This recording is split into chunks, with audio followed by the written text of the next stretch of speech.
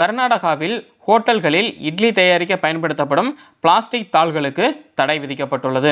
அதாவது இப்போ நம்ம வீட்டில் இட்லி சுடுறதுக்கு துணியை வச்சு தான் வந்து பார்த்தீங்கன்னா இட்லி சுடுவோம், சரிங்களா? அந்த வேட்டி துணி மாதிரி ஒன்று இருக்குல்ல, அதை வச்சு தான் வந்து பார்த்தீங்கன்னா இட்லி சுடுவோம்.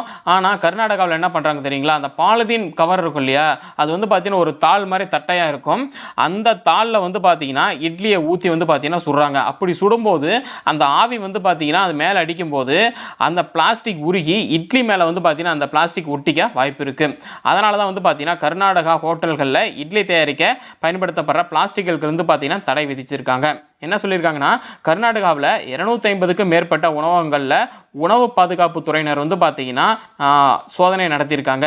இட்லி தயாரிப்புக்கு பிளாஸ்டிக் பயன்படுத்துறதுக்காக 54 பேருக்கு வந்து பார்த்தீங்கன்னா அங்கே அபராதம் விதிக்கப்பட்டிருக்கு. பிளாஸ்டிக்கில் புற்றுநோய் காரணிகள் இருக்கிறதுனால இது இட்லியில் வந்து பார்த்தீங்கன்னா சேரக்கூடும். அப்படிங்கிறதுனால இதை செய்யக்கூடாது அப்படின்னு வந்து பார்த்தீங்கன்னா கர்நாடகாவில் இட்லி தயாரிப்பில் பிளாஸ்டிக் பயன்படுத்தக்கூடாது அப்படின்னு சொல்லி தடை விதிச்சிருக்காங்க சுகாதாரத்துறை.